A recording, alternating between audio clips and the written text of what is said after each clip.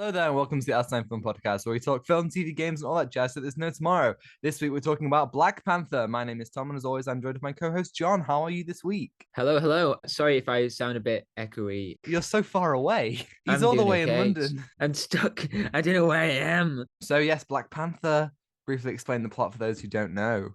Okay, so after his father's death, T'Challa returns home to Wakanda to inherit his throne. However, a powerful enemy related to his family threatens to attack his nation. Oh, indeed. So yes, if you haven't seen Black Panther, which I mean, come on, everyone's seen Come Black on. Panther.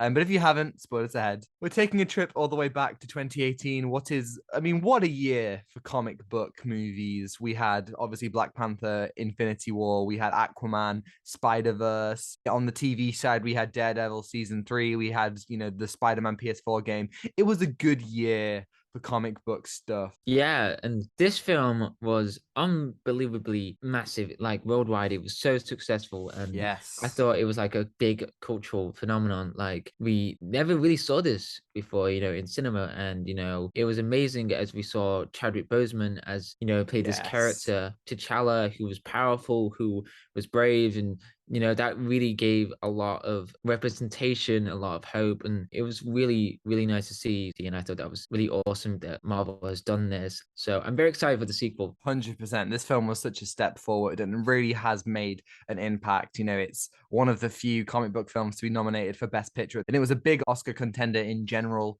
It won Best Costume Design, Best Production Design, Best Score. And, I got to say, we've covered quite a few phase 3 projects recently. We did Ragnarok, we did Doctor Strange, we've done Homecoming and Far From Home. And I have to say, while I think that the MCU phases get progressively worse, this is definitely a top tier Marvel movie. Like, this is one Mhm. of those ones that just fires on all cylinders. It doesn't hit everything necessarily, but it's got it where it counts. Yeah, it really hits all the marks, like where the story wanted to go, and it didn't feel out of place. But there was some issues with the film, like CGI, for example, that Oh, it was throwing me off really. Sometimes I was like, my oh, God.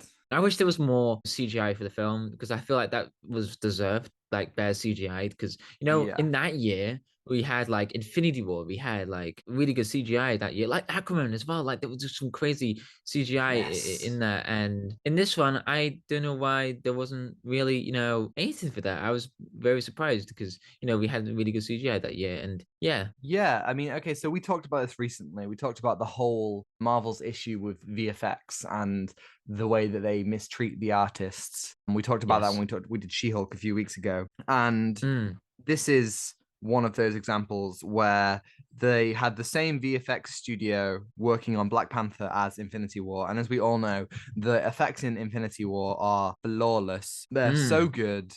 But in this movie, they really aren't up to scratch, especially at the end. And my God, like, what happened was they didn't have enough time to work on this project because they had to get Infinity War done, and Infinity War was a bigger priority. And it's a real, real shame because this movie, I think, suffers because of that, because of Marvel's deadlines, because they didn't want to wait for Infinity War. This movie, especially at the end, to get some negativity out of the way immediately, the final fight scene is atrocious. Mm. Sorry, as I just like drinking my Diet Coke, and I agree. Like that whole fight, like, oh man, I wish there was like more potential for that fight. It was cool, but it was a bit of a downer, with the CGI. Like, oh, this is cool, but this is oversaturated with CGI. I wish Black Panther was treated earlier, like it was like not in the same time as Infinity War, like which was massive. Like there was massive hype around it. If people read the comics, like, oh my God, this is crazy, Thanos is coming. But Black Panther does segue well, into the Infinity War saga. Yeah, like there's some moments in the final act where Killmonger is in his Black Panther suit and he has his helmet off. And obviously the Black Panther suits are nanotech. And my God, the neckline is so distracting. It just looks like a floating head. It's just really ridiculous. And there are moments where, well, there's a moment, when the train is going past and T'Challa and Oh, Killmonger oh are no. talking, Killmonger's head glitches. It like moves to the side and it's really distracting and really noticeable. And I have no idea how that managed to slip through. Yeah, it's as you said earlier about Marvel treating, the VFX artists. There's needed to be, more communication, like better communication within that. And I feel like, the directors might need to see what area they need to look through. And Yes. a prime example of this is in that Variety video of Taika talking about Oh, his scene yes. in Thor: Love and Thunder, that film, yes, that film, and he was talking about that CGI, and he was like, "Oh, I didn't notice this. Yeah, no, I didn't notice Yeah. this."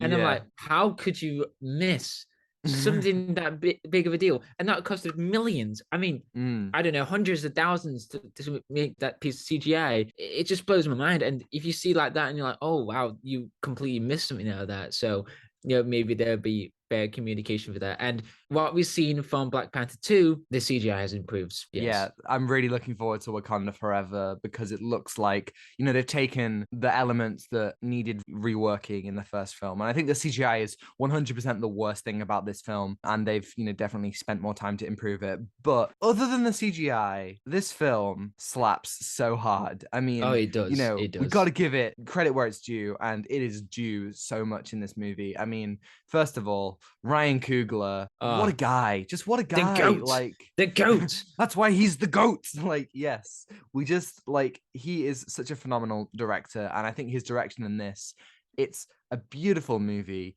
Like, first of all, it has color in it. Whoa, an Whoa, MCU movie whoa. Oh that's my full God, of no more color. gray filter. What? What a twist. What a twist. Yeah, I agree. There was so much color into this, like, the mise en scène, and we got to see something that was more vibrant. We got to see more, Mm. that was more colorful, into that world. And I'm really glad Ryan Coogler thought about that. What Wakanda is like. Yes, Wakanda is a really, really well realized world. There are shots, that kind of sweep across the city and outside the city and the farms, and you get a really good sense of everything. Like this is something that I feel happens with a lot of Marvel projects where the CGI for the landscapes and all the locations look amazing, but as soon as you put somebody in those locations, it's really distracting. It is, And I think yeah. that scans for this as well. All of the sweeping shots of Wakanda and the sunrises, and when they enter Wakanda for the first time, and you get all these, panning shots across the city. Beautiful. Just absolutely Beautiful. excellent. It's so good. But then when you have somebody standing against that, it just looks like somebody stood against a green screen. Yeah, it's like the prequels over again. And my favorite bit, it gives me chills every time thinking about when T'Challa in the ship, and as they enter Wakanda in this hidden shield, they go through, Yes. and then it's like it never gets old. And it Yeah. goes through, and that shot of Wakanda, so cool. Brilliant. Brilliant. Brilliant. And that is half down to the score as well. Ludwig Ah, Göransson, Ludwig Göransson. my God, what a guy. I mean, Ah, this won Best Original Score. Well deserved. The music ah, is so good. The way that it weaves in African music, and you get like some hip hop for Killmonger, and like they're using mm. different elements of cultural things. And like word on the street is that he's done a very similar thing for the underwater stuff in the sequel. He's so good. I love all the work that he's put into it, and all the research and the way that he's like, he's worked with different artists to craft this sound for Wakanda. And man, does it sound amazing. The It motifs that track throughout the movie, brilliant. It is absolutely brilliant. Like it just absolutely just like immerse you into this world of Wakanda, Yeah. and the music just helps that so well.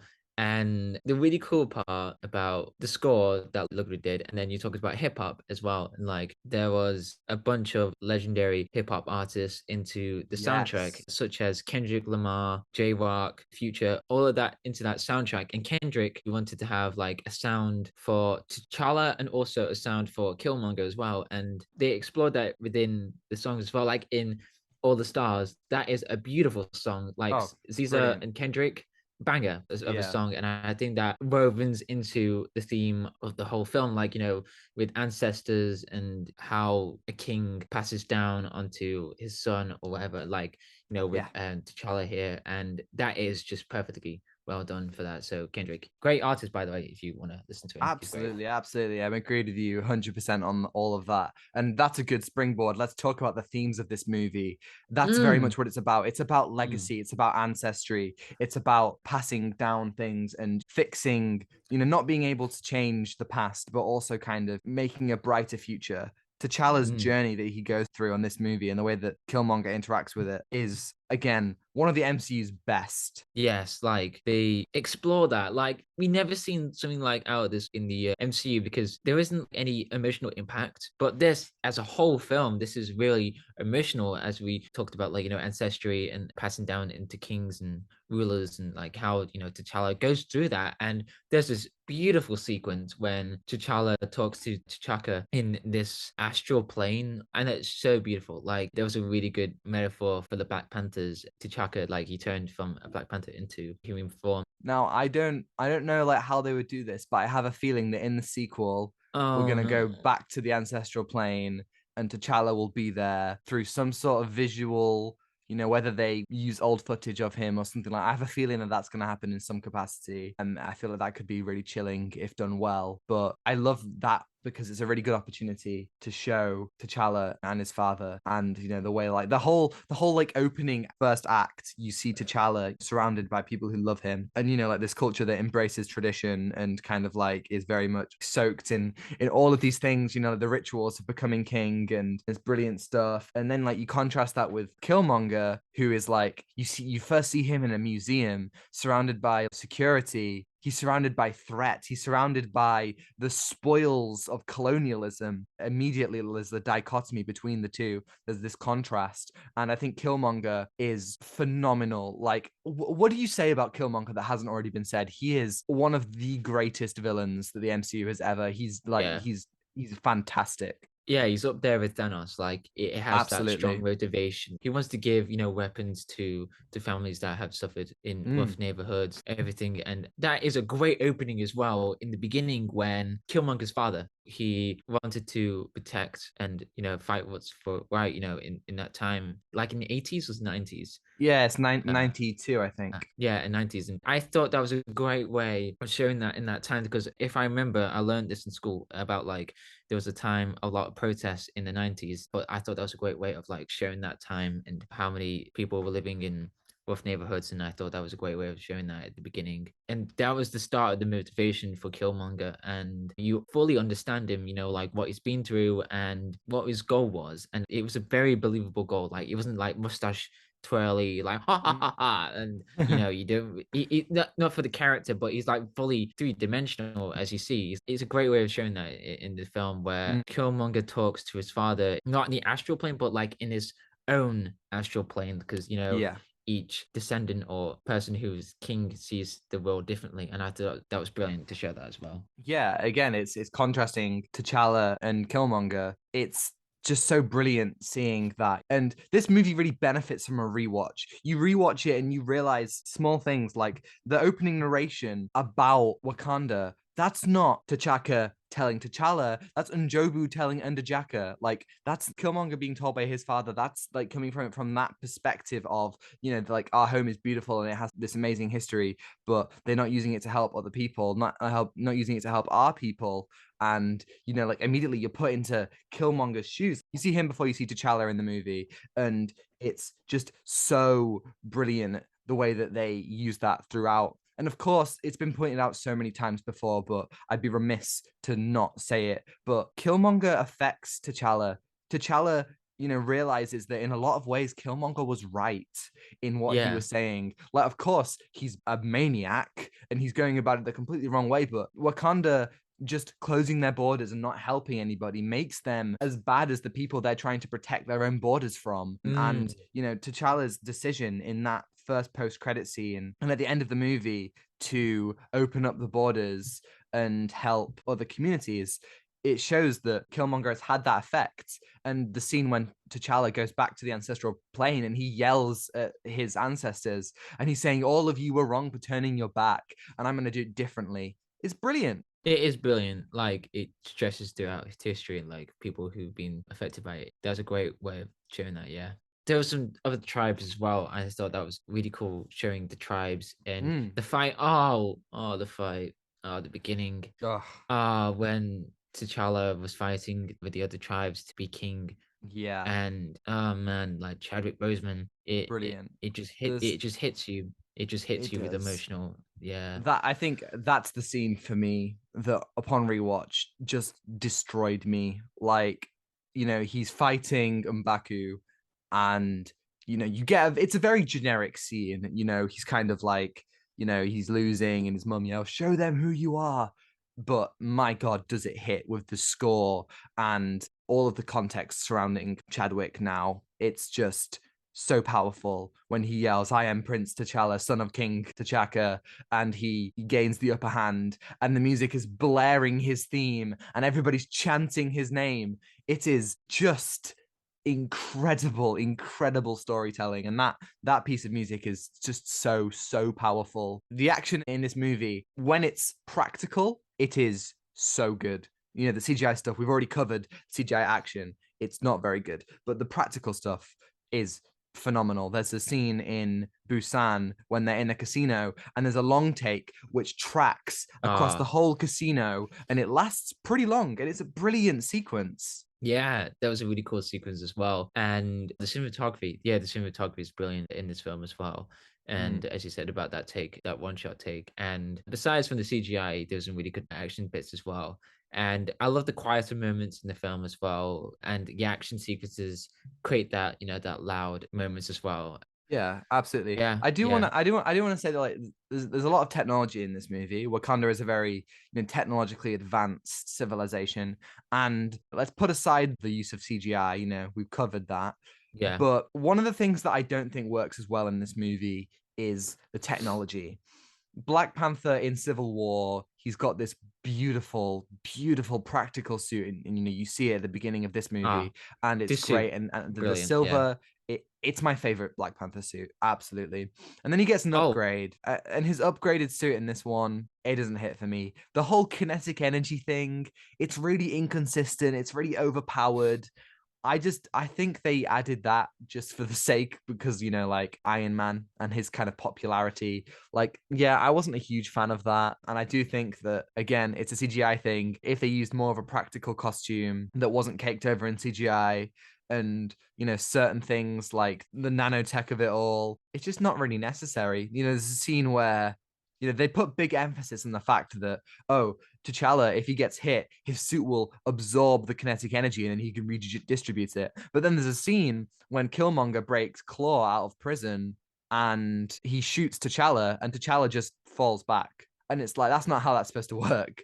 It's really inconsistent and it's overpowered. And it does take away some of that yeah. tension when he's wearing, his like really, really like high tech suit. Yeah, I see what you mean about that because it was very jarring, and I thought it wasn't a strong stance to like to show that he's powerful. Like to child, like of course he is. He's got that really cool fighting technique, and he can do really cool fights. And it just takes away the character arc a bit. No, like the arc that he has because like if you've seen some animes or shows when the character gets really powerful, like out of nowhere, like I don't know, like the power of friendship or Yeah.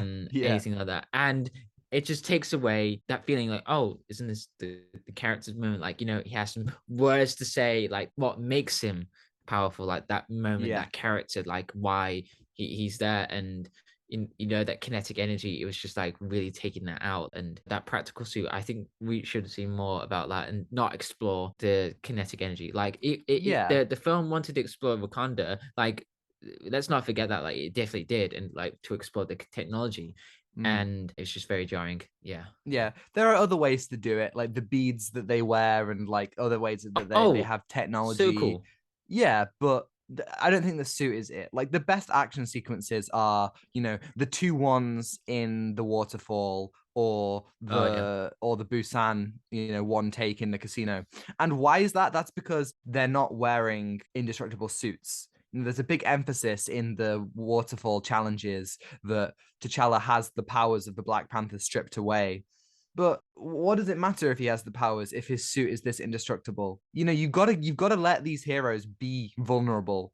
Yes, Like, exactly. Exactly. and Yes. and and That. without that, you do kind of lose some of that tension, and it's one of the reasons why the final fight is so empty, because it's just two CGI things, just like fighting against a green screen. And again, beating a dead horse here, but like, yeah, that is a real shame. But other than that, the action does work really, really well, especially when it's practical. All the practical elements in this movie, oh my God, the costuming and the production design, chef's kiss. It's beautiful. Oh, oh, cinema, like Cinema. that. Yeah, it is absolutely fantastic, and it just, as I said earlier, like it just completely immerses you in as well. And the suits, yeah, the suits were fantastic, and I really like Killmonger's suit. As it Mm, progresses, like it really shows him as a character. Like he's not in the right path. This path, he wants to protect communities, but then he's doing it wrongfully. Like he's killing mm. people for that as well. And T'Challa doesn't realize about that. He doesn't realize that, Killmonger, and it affects him. And I thought that was, a proper journey for him, is like understanding Wakanda and understanding the world as well. And yeah. Yeah, having T'Challa confront the mistakes of the past, like that great scene where Zuri tells T'Challa what happened, what went down, and that T'Chaka killed Njobu, which is just brilliant. Like seeing T'Challa have this realization, and that they left the kid confronting the fact that they make mistakes, and like him trying to rectify that with M'Baku coming to him and asking for help, talking about how, like we shouldn't be repeating these mistakes, which, comes back at the end when the full Jabari come to help. It's just really good. I don't think its story necessarily is the tightest thing ever. It doesn't break convention, really. Its power is through its cultural significance and the way that it explores these characters, in these angles that for so long were just left out of the comic book movie landscape. And it's just so wonderful to see and to look back on, and to know that it still holds up is great. And I think I'm really excited to see where the sequel goes. Excited and worried, Oh no. Yeah, I completely understand, the worries, and I know that Black Panther Wakanda Forever is gonna be emotional. Yes. Very emotional, as this film is gonna be a massive tribute to Chadwick Boseman, and he was definitely a king, in the film. And hopefully, that will show that massive send off to the character. And hopefully that character legacy carried on throughout the MCU, because he left out a massive impact into the films as well. Like Yeah. that. Oh, there's this amazing scene in Endgame. You know the one I'm talking about. The one that opens the portal, and Yes. then he comes through, and I Yeah. thought that was just Brilliant. Yeah. And that and was and him, brilliant, and T'Challa and Cap, they share this look. Yeah, brilliant. No, absolutely. His brilliant. his impact is felt throughout the entire thing. And even in Disney Plus, they changed the opening of Black Panther, the MCU opening. They changed it from the regular, Marvel opening, and it's instead different images of Chadwick Boseman, which is just a really emotional way to open the movie as well. I think one of the things in this movie that doesn't really work for me, Shuri as a character, I just Oh think yeah, she's really yeah. annoying. Like she's really good when the script takes her seriously. She's got a good dynamic with her mum and with T'Challa, but when she's making jokes, when she says "What are those?" it's just it's really cringy. Yeah, uh, it's not yeah, fun.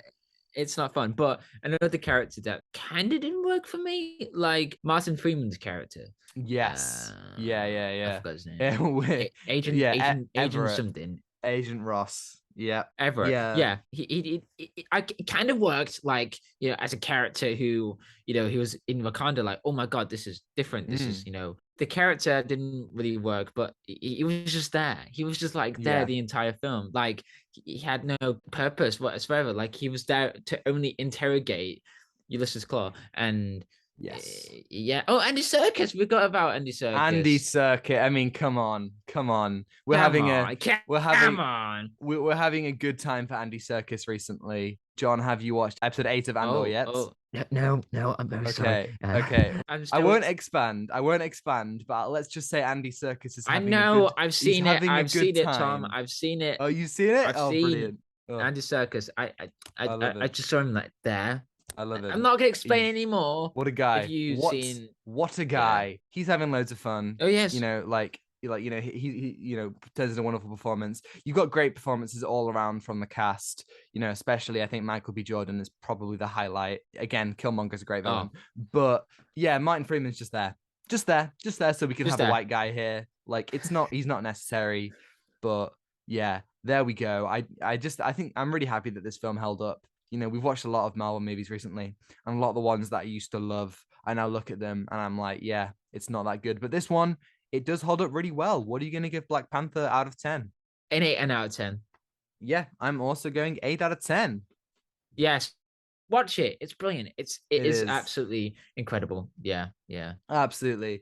And thank you, everybody, for listening. If you're listening on YouTube and you enjoyed it, you can give it a like and subscribe if you want to see more. And if you're on Spotify, you can follow us and give us a 5-star review if you think we're worthy. Next week, we're going to be doing Wakanda Forever. Will it save Phase 4? That's the big question on my That mind. is the big question. Yeah, yeah, We yeah. shall see. Uh And you can send us an email with your questions or comments. Tell us what you thought on Black Panther. Ask us questions about anything. We'll answer it right here on the podcast if you email us outstinefilmpod@gmail.com. And you can also follow us on Twitter and Instagram at outstinefilmpod. We've only got 2 minutes left on this Zoom call, so yes, take it yes, away, I've seen John. that. Thank you for listening. I got nothing else to say. Take care. Be good. Right. Take what you're given. Give nothing back. Goodbye. Goodbye.